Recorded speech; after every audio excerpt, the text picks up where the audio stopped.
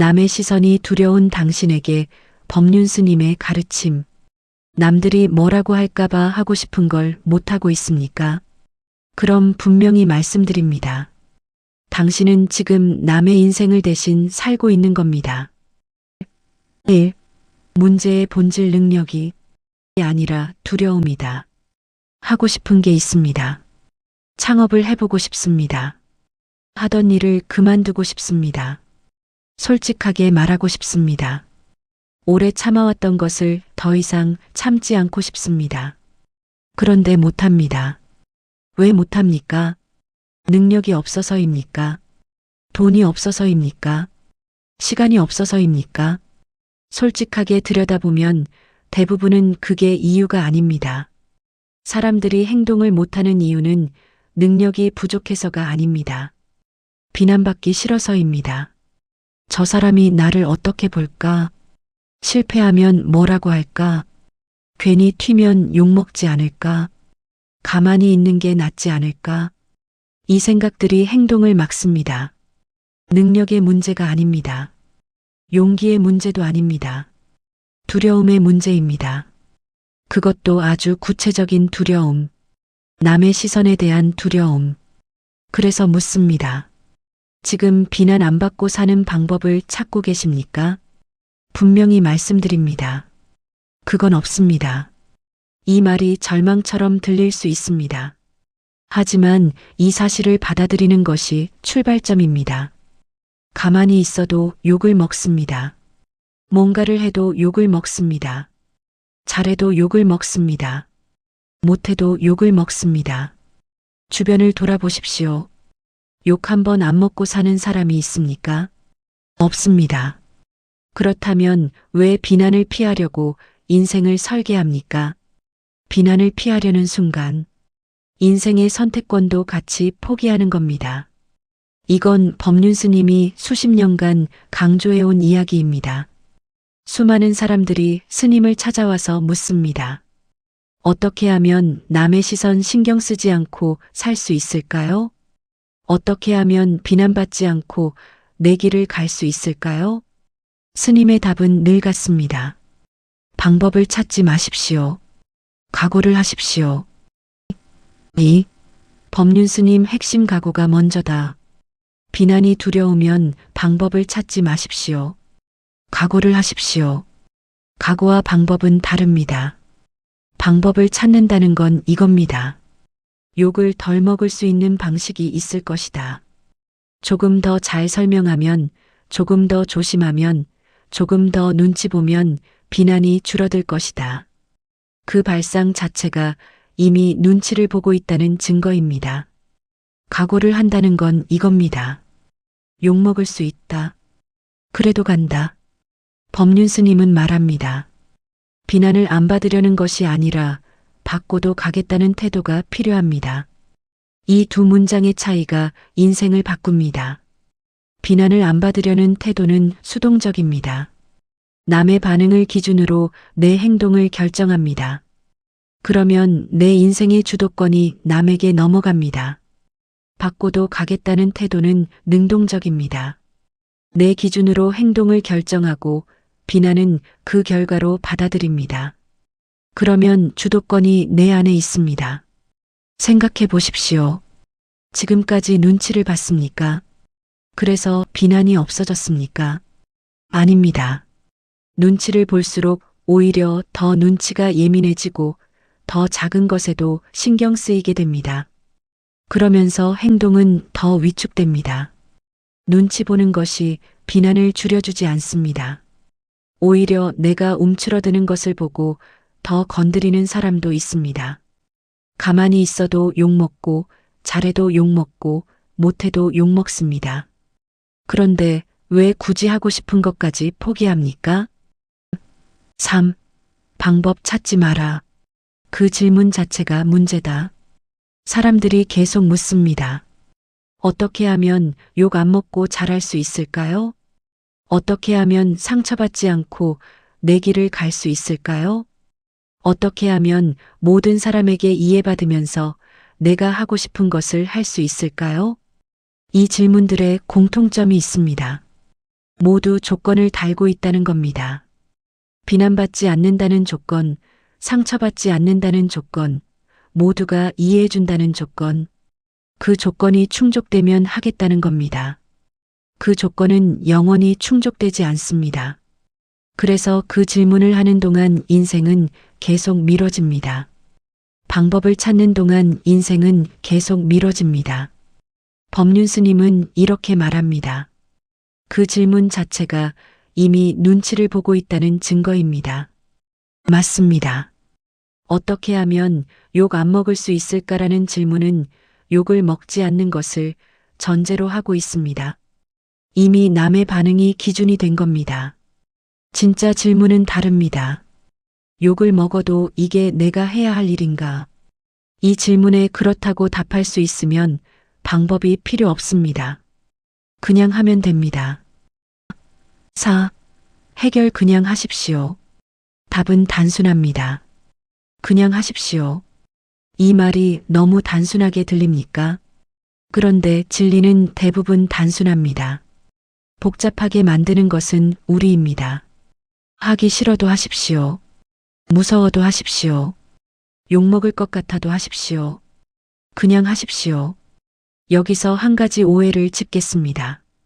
많은 사람들이 이렇게 생각합니다. 마음이 준비되면 행동할 수 있다. 두려움이 사라지면 할 수 있다. 확신이 생기면 시작할 수 있다. 그래서 마음이 준비되길 기다립니다. 두려움이 사라지길 기다립니다. 확신이 생기길 기다립니다. 그런데 그 마음은 오지 않습니다.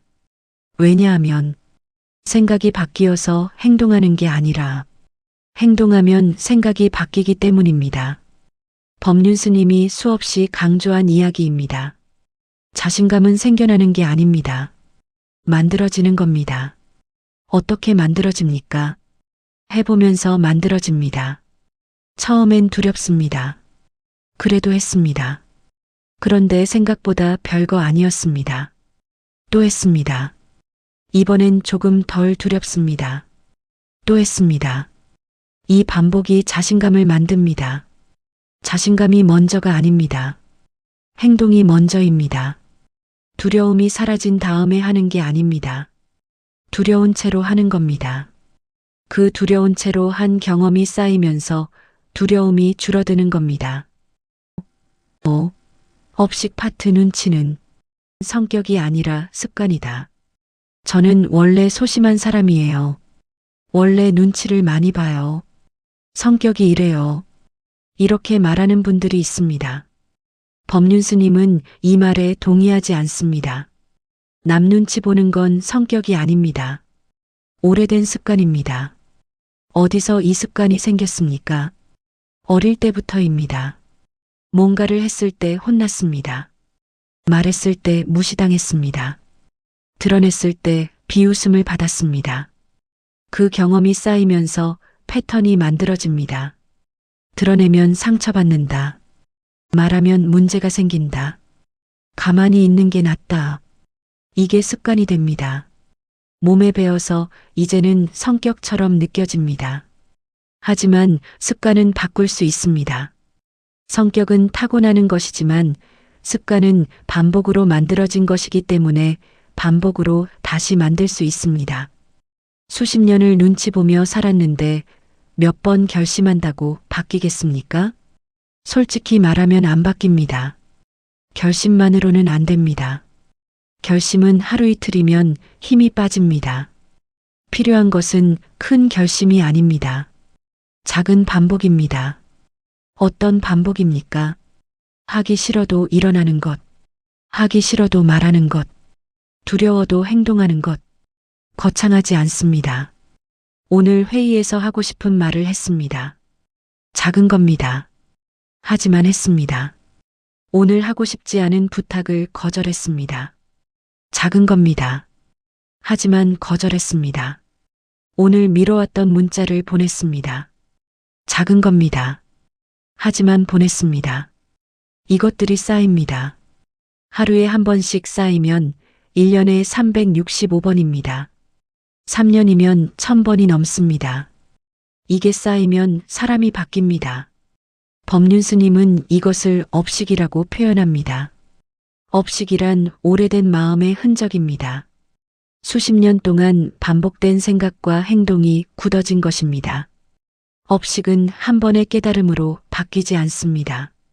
반복적인 새로운 행동으로 새로운 업식이 만들어질 때 비로소 바뀝니다. 저는 원래 이래요는 정확하지 않은 말입니다.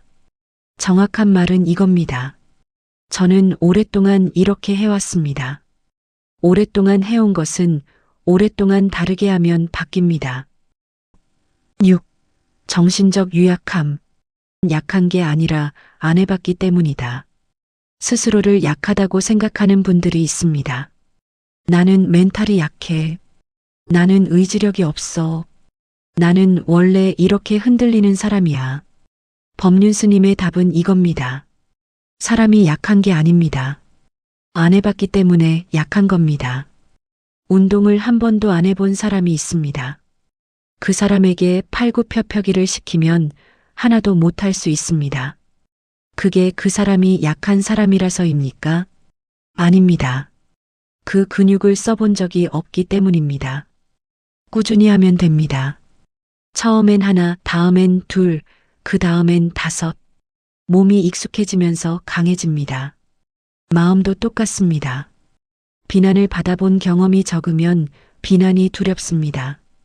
거절을 해본 경험이 적으면 거절이 두렵습니다.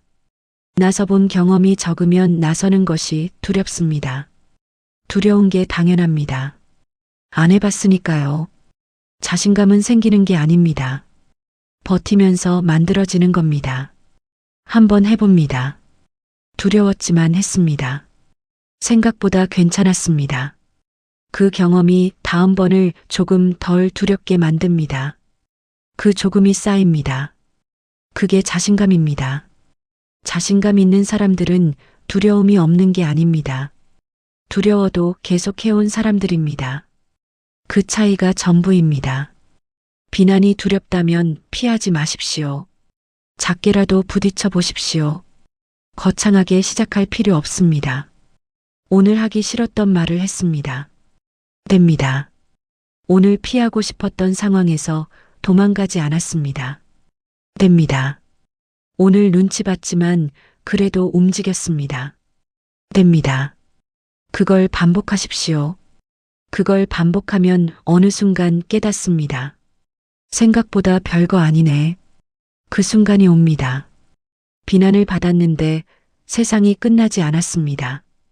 욕을 먹었는데 내가 무너지지 않았습니다. 나섰는데 생각보다 괜찮았습니다. 그 경험 하나가 당신을 바꿉니다. 그때부터 인생이 바뀌기 시작합니다. 법륜 스님이 수십 년간 만나온 사람들에게 해온 말이 이겁니다. 방법을 찾지 마십시오. 각오를 하십시오. 비난을 피하려 하지 마십시오. 받고도 가겠다는 태도를 가지십시오. 큰 결심 말고 작은 반복을 하십시오. 그 반복이 쌓이면 당신은 이미 다른 사람입니다. 지금 하고 싶은 게 있습니까? 남이 뭐라고 할 것 같아서 못하고 있습니까? 그럼 오늘 그냥 하십시오. 남이 내 인생을 살아주지 않습니다. 그런데 왜 나는 남의 눈치를 보고 비난을 두려워하나요? 남을 비난하는 사람은 자신도 남의 비난을 받는 사람입니다. 그런 사람과는 관계를 끊으면 됩니다. 제발 남의 말에 상처받지 마세요. 그들은 내가 아닙니다. 작게라도 딱 한 번만. 그게 시작입니다. 부처님은 늘 우리와 함께 하십니다. 그리고 부처님은 늘 우리를 지켜주고 계십니다. 그러니 자신 있게 뜻하는 바대로 하세요. 오늘은 가면 다시는 오지 않는 시간입니다. 오늘도 부처님의 가피로 평안한 날 되세요. 구독과 좋아요로 계속해서 편하게 만나실 수 있습니다. 그리고 이 채널이 이런 이야기를 계속할 수 있게 해줍니다. 댓글로 알려주세요. 지금 남의 시선 때문에 못하고 있는 것이 무엇입니까? 읽겠습니다.